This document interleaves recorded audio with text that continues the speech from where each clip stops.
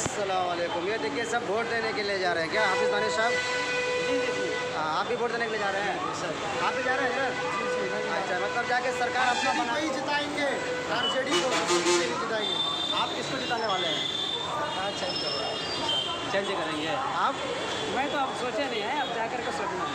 RJD को ही जिताएंगे और उसी को सरकार बनाने के लिए हम लोग तमिलनाडु से जा रहे हैं। घर जाने के बाद ही मशवरा करेंगे। मशवरा करेंगे, क्या रुझान चल रहा है? मशवरा है, क्या रुझान हाँ है? जी, गाँव मोहल्लों से कैसा चल रहा है? आरजेडी। देखिए दोस्तों, आप लोग देखिए, ये सारे के सारे लोग इमाम है, मस्जिद में इमामत करते हैं, लेकिन फिर भी छुट्टी ले करके वोट देने के लिए जा रहे हैं। आप समझ सकते हैं कि वोट की कितनी अहमियत इनके दिल में है कि वोट देने के लिए छुट्टी ले करके जा रहे हैं।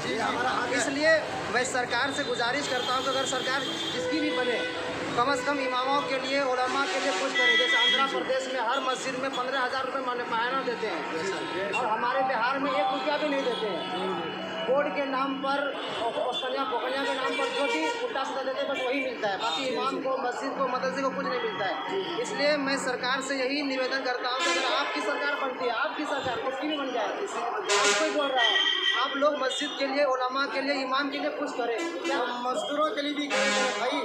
हाँ, मजदूरी तमिलनाडु से जा रहे हैं 2,500 किलोमीटर सफ़र करके। 3 साल हो गया है गाँव से आकर, 8 दिन के लिए बस एक वोट के लिए जा रहे हैं। सोचो आप, वोट की कीमत कितना होगी आपको पता होगा।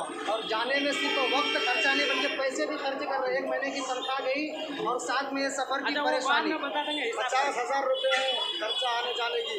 हाँ, बाय बाय।